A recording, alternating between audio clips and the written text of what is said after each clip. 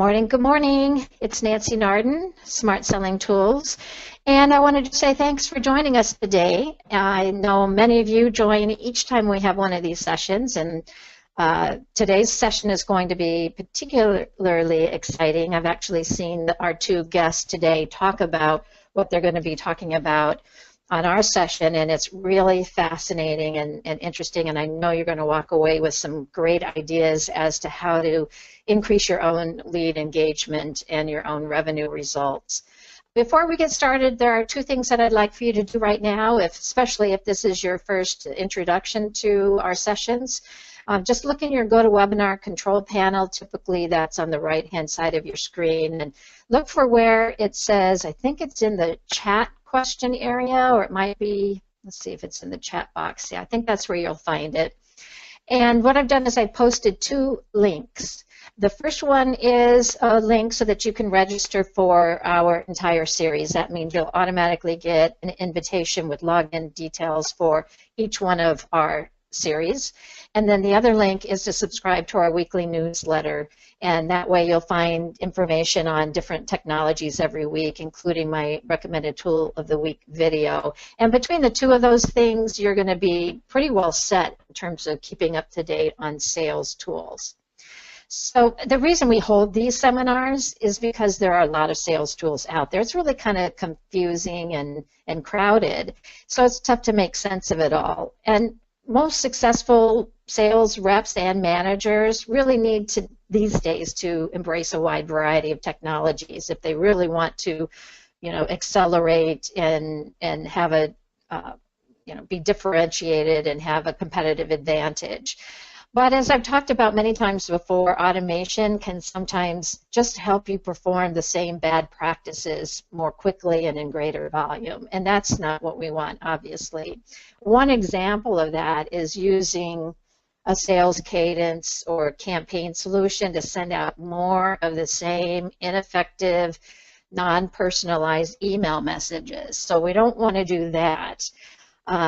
But the tools can also be used, as is the case with today's guest, in a really highly effective way. So today we have Ben Chaib, and Ben, gosh, I should have confirmed with you on that. I'll ask you in a second whether I pronounce that right. He's discovered just how effectively you can use tools when he was the VP of Marketing and Admission at the Los Angeles Film School. That sounds like a fascinating job. He needed his team to contact every lead in person, and he had a goal of at least 7 attempts. I think I got that right. But what was happening in reality is what happens with a lot of organizations. We have the best of intentions, but we actually end up only making maybe an average of, I think as was his case, 1.6 attempts. And that just doesn't cut it in today's world. You literally do have to make at least 7 attempts in order to connect with prospects. Otherwise, you almost really don't even need to make those 1.6. So what he found is really a missing piece of the sales stack puzzle, and that turned out to be Conversica. So on our call today with us as well, as you can see from the screenshot, is Erwin Martin. He's the Conversica's Regional VP of Strategic Accounts, and he's our second guest today. So Ben, Erwin, it's great to have you with us today. Thanks for joining. Great to be here. Terrific. All right, so Ben, I want to hear about how you increased your lead engagement by 33%. I mean, that's a number everyone would kill for. But before we get started, I'll just point out to folks, we're going to have the same screen showing for the first 20 minutes. Ben and I are going to just have a conversation about his experiences at the Los Angeles Film School, how he came to use Conversica, why, all of that good stuff to give some context and what the results were. And then at about 20 or 25 after, we're going to switch over to Erwin, and he's going to actually give you a demo so you can see what Conversica does, how it actually works, what it looks and feels like. All right, so Ben, back to you. Why don't we start by just talking about what was the challenge? I mean, maybe I don't know, I already sort of framed it, but I don't know if I captured the whole environment. As I understand it, you wanted people to reach out to every one of your prospects and to do it a number of times, and I guess that just wasn't happening. Yeah, so we had about 15 salespeople, inside salespeople, that were located on the campus, and we had 10 salespeople that were located dealing with students that wanted to go online. You know, our market was, we focused, since we're in California, we had a local market, yet we had a national market and an international market as well. And being in for-profit education, you know, the goal was to speak to potential students that raised their hand with interest. You know, they really genuinely had an interest, so they wanted someone to contact them. And the goal for every representative was to make sure that they reached out to the student, they contacted them, had a great conversation to find out if it's a good fit between the institution and the student, and help them make a decision to move forward now versus waiting off until later. And, you know, like you were talking about the challenge, you know, the goal was to always have 7 attempts within the week, right? To ensure that each and every rep was reaching out to every student at least 7 times to make sure that we get connected. Now, they'd reach out various ways. They would reach out via a phone call, they would send an email, they would do all types of tasks to reach out to them, you know, try to connect with them via text, whatever the case may be.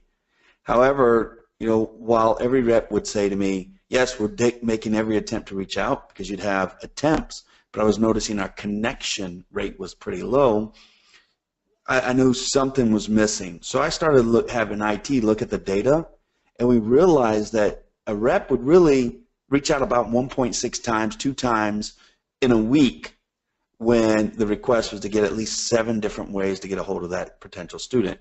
Because these students raised their hand. We weren't buying lists. These were people that inquired by going to the website, filling out some information, saying, yes, I'm interested in your programs. Yes, I'm interested in your offers. I just need to find out if it's a good fit. I want to know more.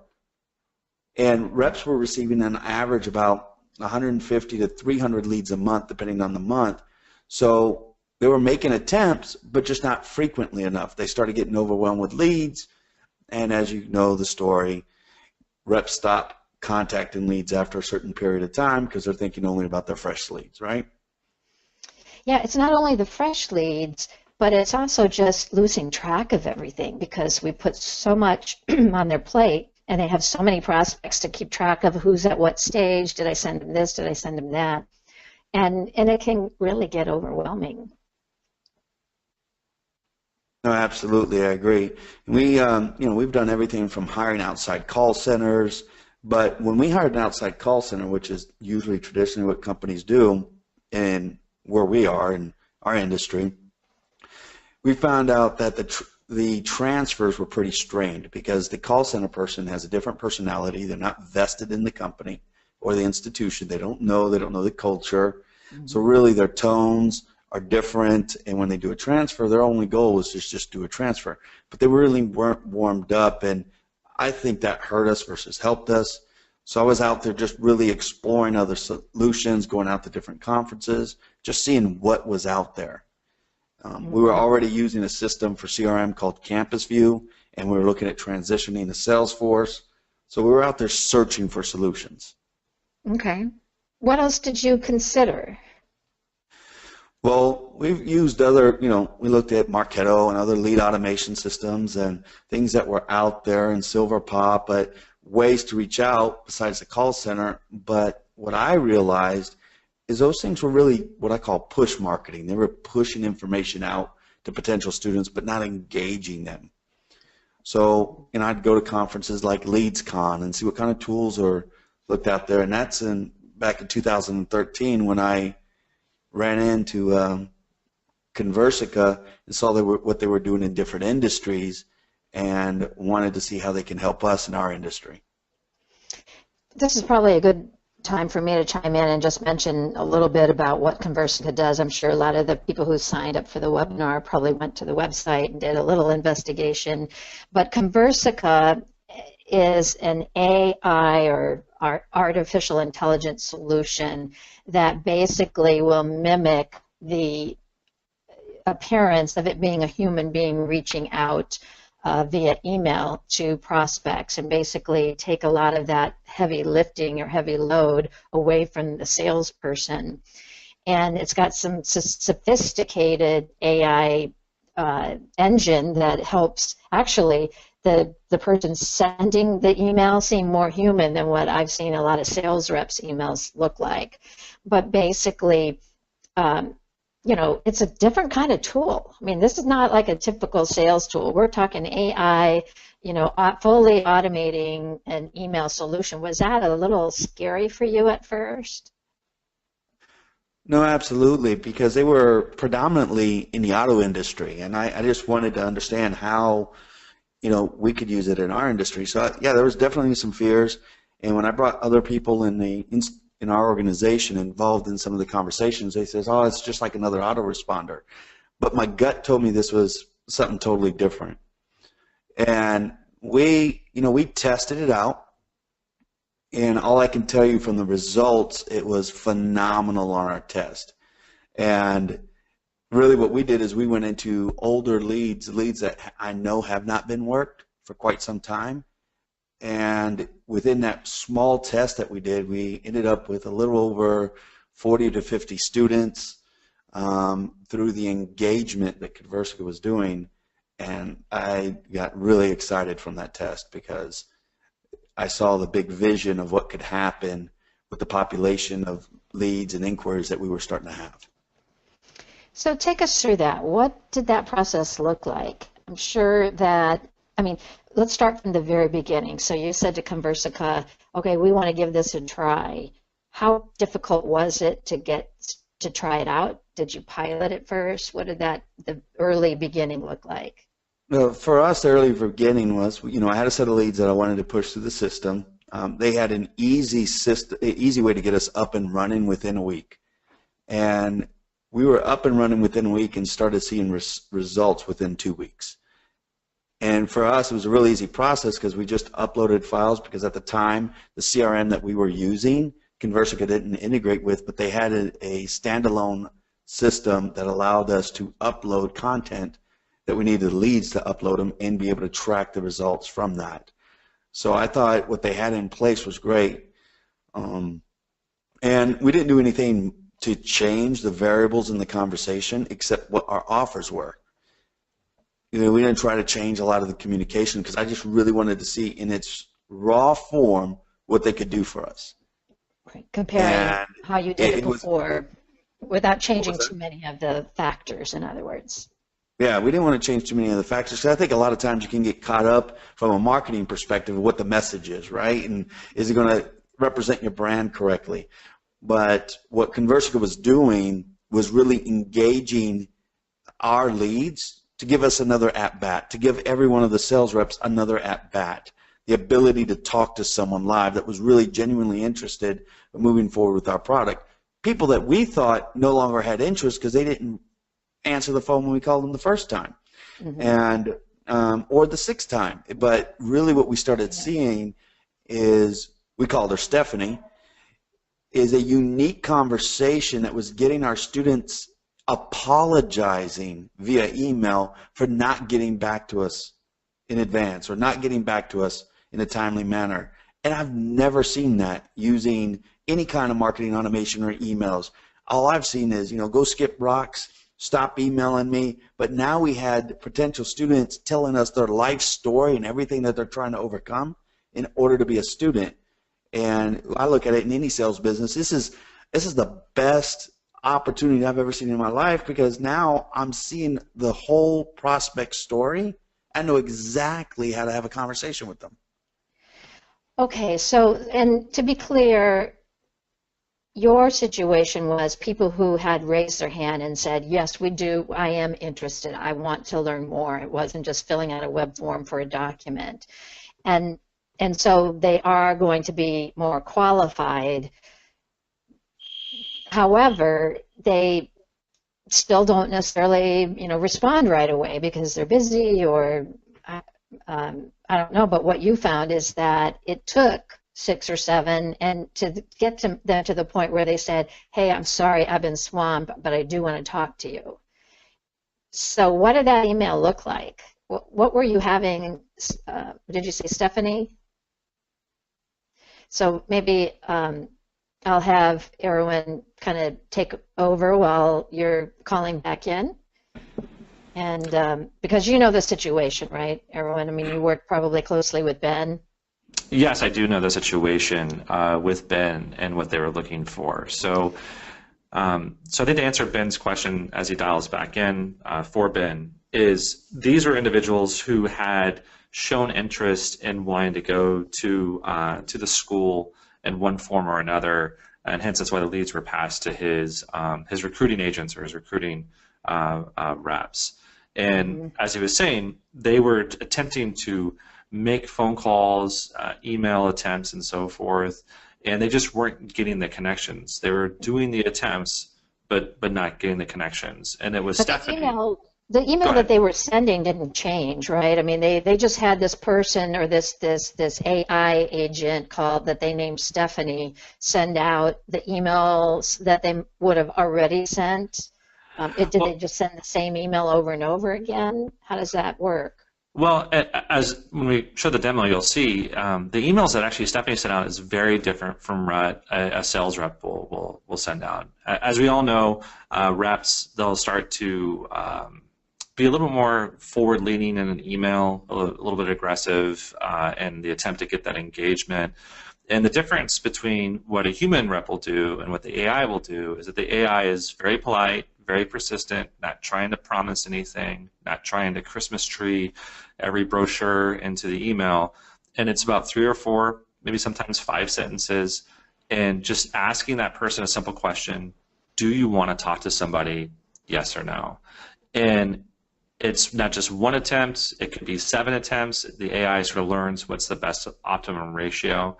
And what Ben was saying is people would come back and say, Stephanie, I'm so sorry, I've been meaning to get back to you. I am really interested in X, Y, and Z. Or, Stephanie, people have been calling me from this weird number. If I don't recognize it, I won't pick up, but I'll talk to you. They were seeing those type of really, very meaningful engagements and connections with the leads that they were working through our system. Okay, so in essence, that whole front end that normally salespeople have to manage, and all the logistics of all the spinning plates going at different rates, they don't have to do that anymore because the AI agent, is that what you call them, an agent? Because they're not a human, right? So an AI agent, is that what you call them? Persona, or assistant. We prefer assistant. Okay. Because Yep, okay, so the AI assistant would take over that entire role and basically then just queue up, get them to the point where they say, yep, I'm sorry, I do want to talk to somebody, and then how is that handoff made? I'm back, by the way. So Ben can then talk to you about the handoff back to his reps after Stephanie connected. Okay, did you catch that question, Ben? Yes, so what would happen is after Stephanie connected, the AI would send an alert to the rep to let them know this student wants a call back at this number. And what I loved about it is once the rep got the email, right, we got the email to call the student and what number, the best number to call them, which this was great because the numbers we'd have in the system might be different from the number that we should have been calling in the first place. So we saw a large percentage of new phone numbers for contact. So I thought that was incredible. But also when a call, that attempt would be made, the AI would follow up with the prospective student, the lead, and ensure that we did our job and followed up and said, just wanted to make sure that you received your information from Joe. And if the student, the prospective lead, would say, no, we didn't receive information, it then would alert me that we had a lead at risk. And this was the accountability piece that is missing in communication and reaching out to students. So I think one of the questions that you set out was the messaging a little bit different. And Conversica had great messages in order to engage students. We didn't give them the message, we just gave them some of the variables that were important to us. They have the messages that worked, that was allowed to get people on the phone.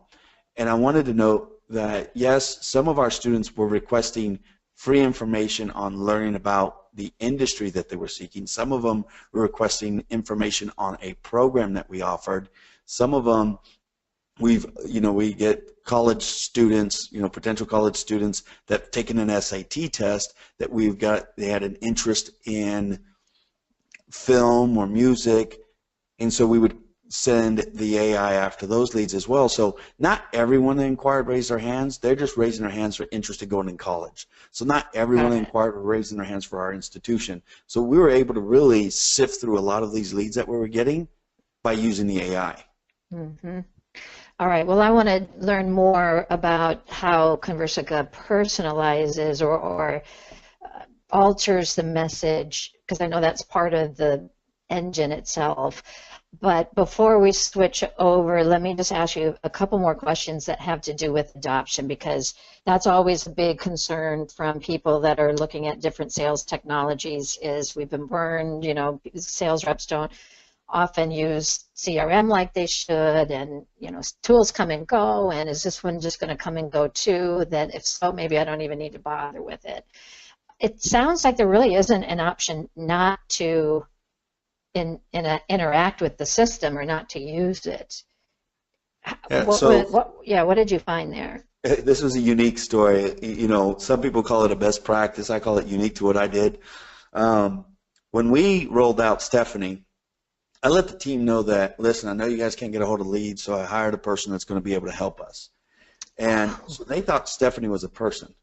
They thought it was a human being, because when they think it's a tool, like you said, they think it's just one more thing we're not going to use. It's another thing we have to adapt to, and we have to start adopting, and so on and so forth. When I said it's a person, they were on their toes. Reps were sending emails to Stephanie saying, thank you for the lead, thank you for the transfer. What are you doing for lunch? Can I get you a coffee? Yeah, they were so excited for all the help this assistant was now doing. And I'd get all the emails, of course, and the rep would come to me and say, hey, is there any way we could talk to Stephanie, take her out to lunch, bring her into our team meeting? She's doing an incredible job. I said, no, she is really busy seeking out your leads. So when they started seeing positive results, that's when I told the team who Stephanie really was and what Stephanie was really doing. And they really got excited that there was a technology out there that really did this, because they thought it was a human being. They were bought in because they believed it was a human being, because they were interacting with the AI as a human being. That's a great story. And, and it also points out that the sales reps aren't really, quote, using the tool. It's not like they're having to use another technology. They are just seeing that, hey, their job is being made easier. They're getting leads when they're further down the process. They're not having to do a lot of that manual work that's really no fun and doesn't involve the art of sales. So I could see how that would not really be an issue with something like this, because it's not really a tool that they have to use. Let's go into the results. What did you find in terms of how it impacted your and how did you measure it? Like, I know I have this stat about increasing lead engagement by 33%. Were there other ways you were able to measure the impact? Yeah, so for us, I used the tool in many different ways. That's just like the icing on the cake is showing the percentages. But I was able to identify the lead vendors that we were currently using, which ones had high engagement or low engagement, so I decided who I was going to stay in a relationship with as far as leads were considered, because I could see what was happening. But for us, the engagement, the 33% that you're seeing there, wasn't engagement alone, because we actually saw a significantly higher engagement. That's the actual result. We saw an increase of 33% in actual results. That means students, conversions from leads to student. So we saw a significant increase as far as that is concerned. We were already converting a lot of our leads in our industry and what we were doing. We were converting to 2 to 3%, and we were seeing 3 to 4% conversions to start. So that was pretty significant for us. Yeah. Wow. Okay. Well, that's quite impressive. So why don't we now switch to actually seeing kind of how it works. And Erwin, I'm going to ask you to go ahead and switch over from the slide to your demo, and then have you take us through it. I might have some questions for you as you're showing us what it looks like. Ben, thank you. And I also might have some questions come back to you with a few questions too. Can you hang on for another 15 minutes? Absolutely. I'm here as long as we don't have an alarm. I'll still call in. Okay, good. The place isn't on fire, I hope.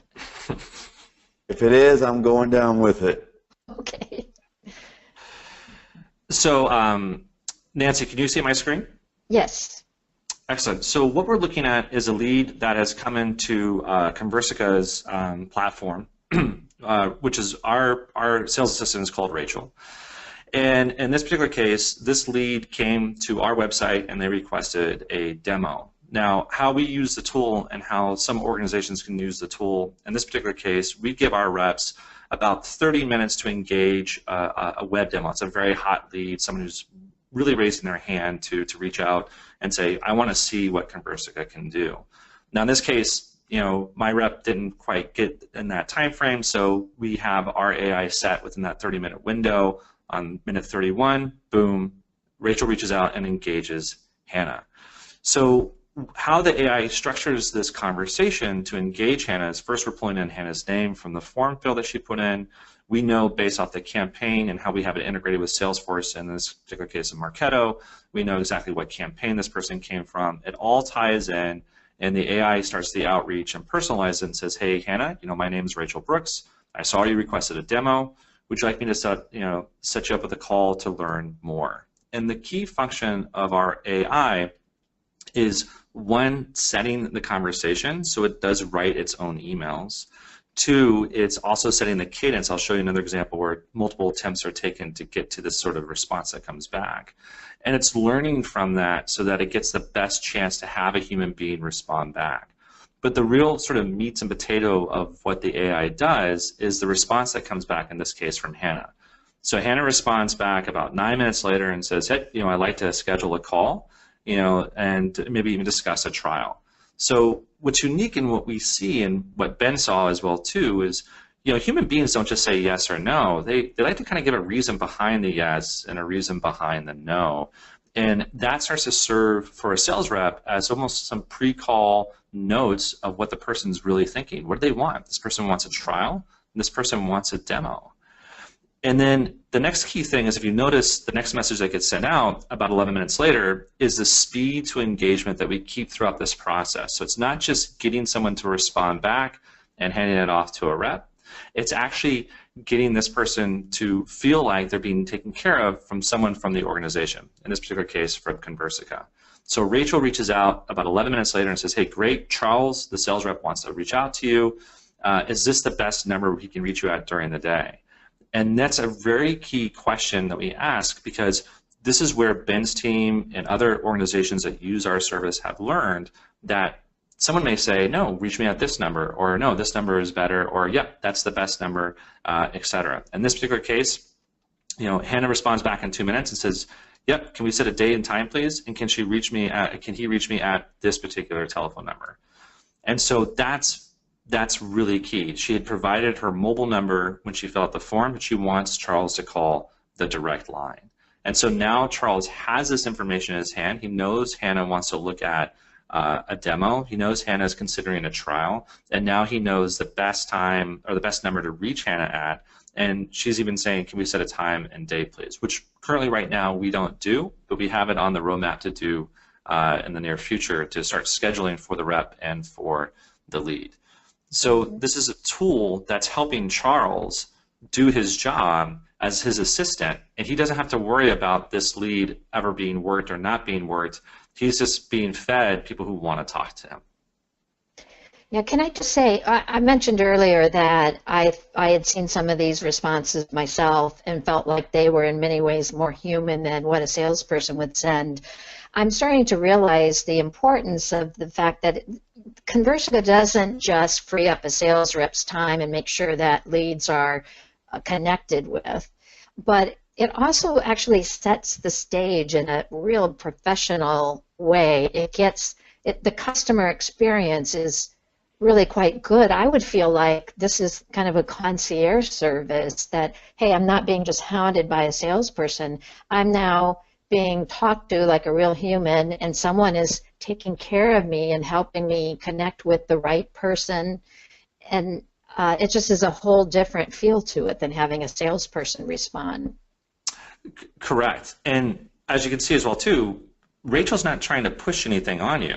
She just wants to know if you want to talk to somebody. Mm-hmm. And she's reading your response, and if someone comes back and says, "Hey, Rachel, I've got 20 questions," and lists them out, well, Rachel's not going to answer those questions. She's going to just pass it straight to the salesperson. So we give that concierge experience, and I like to call, when I talk to my customers, I call it an enhanced experience for both the lead, but also for the rep.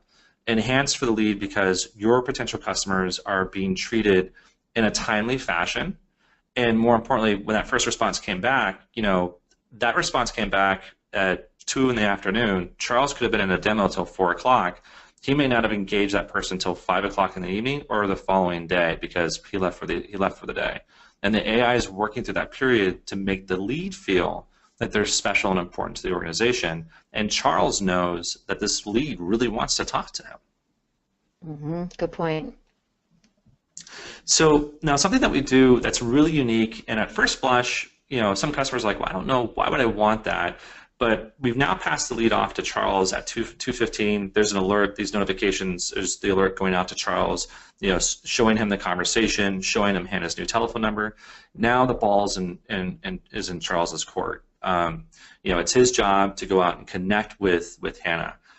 Rachel comes back as a good assistant. See, the good assistants set appointments. The best assistants make sure everyone's always taken care of. She comes back and she engages with Hannah again and says, "Hey, did you connect with Charles? Did you get all your questions answered?" Hannah doesn't respond back. Rachel knows to reach out a few days later and says, "Hey, I just want to make sure you connected with Charles. I want to make sure you were contacted." And we get a response back from Hannah and say, "Yes, thanks. Charles and I have been in touch." That's a positive conclusion to the conversation. Now, the reason why we do this from a marketer's perspective, it's okay, the lead was touched, that's great. From a salesperson's perspective, our customers have seen really unique insights into the experience of that lead throughout the process. So for instance, one of our customers, they learned that their inside sales team needed core basic training on their products because they were being peppered with questions and they were getting responses back to the AI like, "Hey, Mike was a really great guy, but he couldn't answer any of my questions, and I went to your competition." Or in some cases, it's Mike was really good, and I'm just not ready to buy from him yet. And meanwhile, Mike is, forecasting this deal is going to close. It provides transparency and insight into what's really going on. And what we've found, because the AI presents itself as a sales assistant, people are more forthcoming, knowing that the assistant has no power, and really describing exactly what's going on. In fact, one of the experiences of one of our own reps is they would respond back more to Rachel. He would send out an email, and they would respond back to Rachel the entire time because they felt they had a connection with Rachel versus with the rep. Now, the other reason we do this is just to show you in a different example is in this particular case, now here we see a couple of attempts, different conversation because this person went to a trade show. So the AI knows to stage out, knows to sort of give itself a delay and so forth based off of its experiences that it's had. The individual is interested. He's asking about pricing. We say, "Great, Mohammed's the person who wants to reach you. Is this the best number?" He comes back and says, "Yep, give me a call after 2 p.m. As you notice, it's different from what he had in his signature line, but now Mohammed has all 3 sort of phone numbers to engage this person with. And when we follow up a couple of times, we get this answer back, "I have not heard from Mohammed." And as Ben was describing, this is the chance for Mohammed to get another bite at the apple. He missed the opportunity to engage with Michael, and now it's his chance to get another shot at him as well too. Or we can look at and say, why does Mohammed have so many leads at risk? Are we giving him too many leads? Are we not spreading the lead flow out equally amongst the team? Or maybe Mohammed needs to change careers. Who knows? But anyway, it's a way for you to sort of see what's going on and where that lead sort of fall off is there. So this is the core piece of what we do, and it's all done over email. And from the lead's perspective, it looks like it's coming from a person, and from the rep's perspective, it's their assistant that's helping them. I have a question for you that's already come in. I think I'll go ahead and ask it now rather than later. And by the way, people can go to the question panel, and if you have anything that you want me to ask, go ahead and put it there. But one person is asking, what would happen if Hannah had said, "Hey, he can reach me on my direct line, which is in my signature." instead of actually typing out the number again. So would the AI assistant be able to read that? And then the second part of that is, what if the signature is a picture, as is sometimes the case? Yeah, so both excellent questions. So if the person said, hey, contact me on my direct line and my signature, we would still show Charles that, and he would see the signature line that's down there as well too. So Charles gets to see the whole email history. So he would even see Hannah's signature line as well. Plus, if that telephone number was different from what it was in the CRM system, we actually update certain fields that we push out in our integrations, so he has those new confirmed telephone numbers as well. Now, if it's in a picture image, that's kind of tough because the AI is not reading image. We would show the source code. In essence, we actually show it all as text, and the rep would have to go back and look at the actual email engagement within the system itself, within the CRM. Okay, well, but they're seeing, just like you're showing us all of the responses, Charles would see that picture as part of the email, so he would know what the phone number was? Correct. Okay, got it. Exactly. So this is what the customer sees, and this is what the rep sees. From a sales leadership, just to give you a brief overview of what we provide within the system, let me show you what management sees.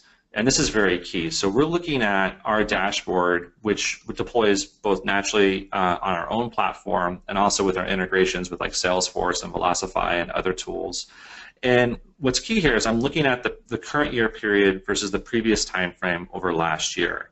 And so I can see that we have an increase in hot leads. I can see that we also have a bit of an increase in leads at risk.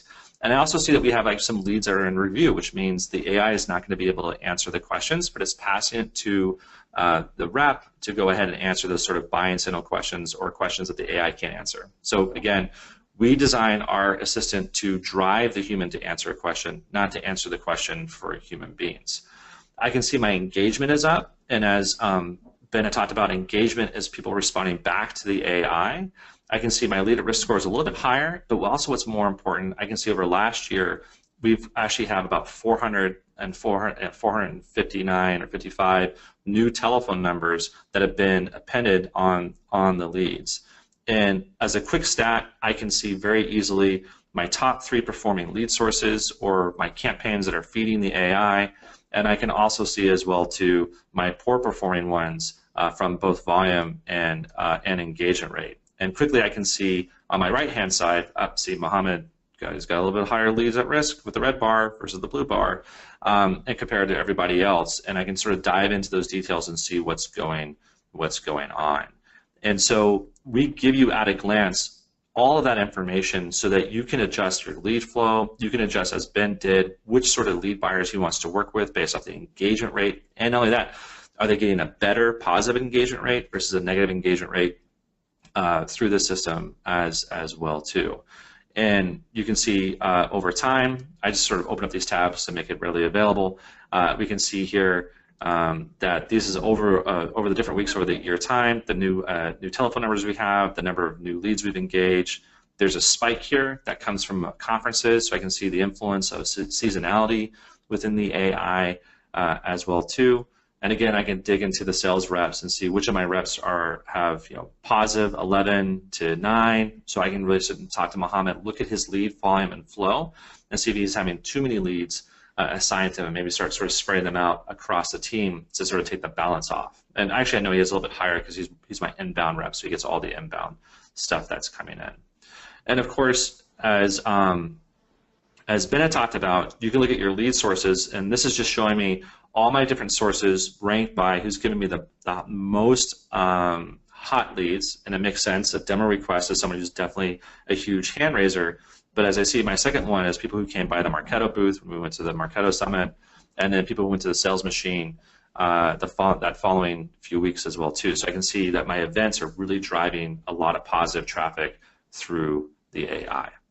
And where is that information coming from? Is it because it's connected to Marketo or something like that?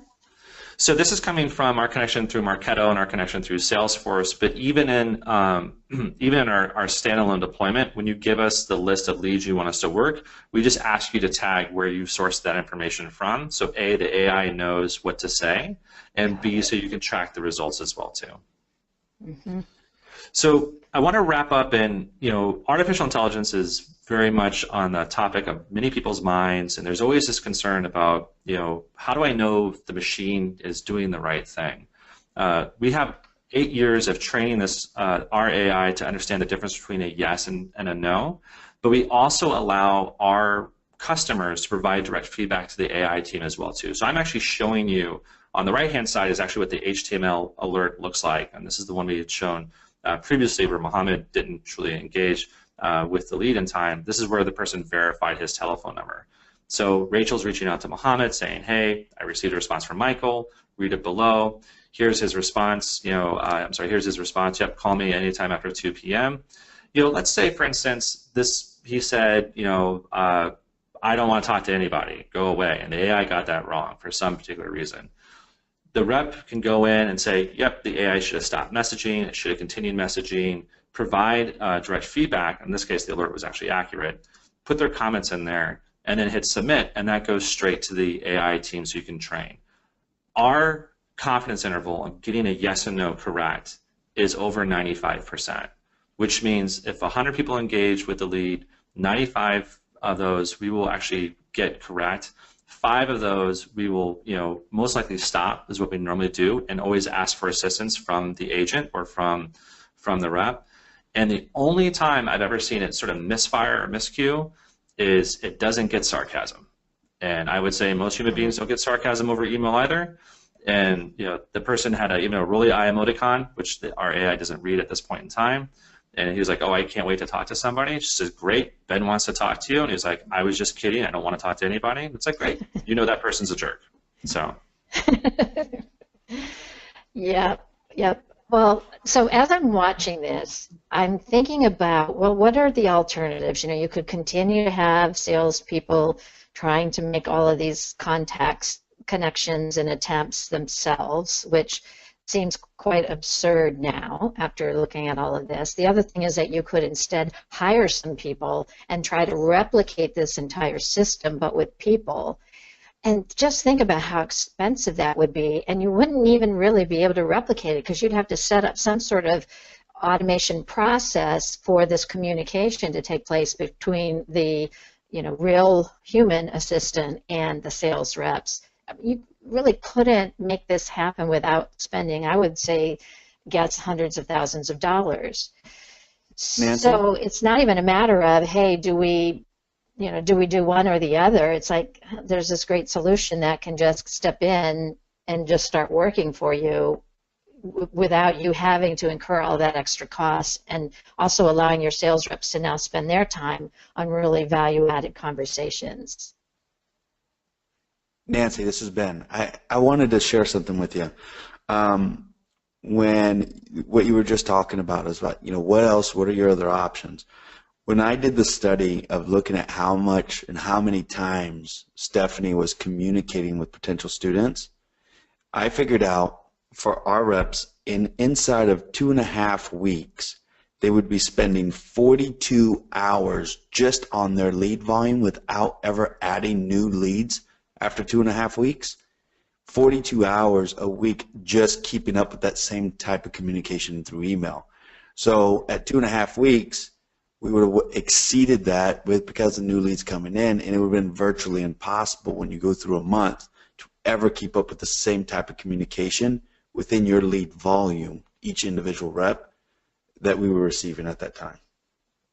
Wow, so it's kind of no wonder that reps aren't making more than 1.6 attempts today, because they've got to do that, and you're saying like an independent person couldn't even keep up because you quickly exceed the amount of hours in a day. Absolutely. Very interesting. Wow, well, you know what, this is like perfect timing because it's 11:45 and we try to end right on time. But fantastic overview. I get it. I get it and understand it more than I did before. And Ben, thank you for sharing your unique experiences and your insight. It's really helpful for our audience to hear from others who are struggling with the same kinds of issues.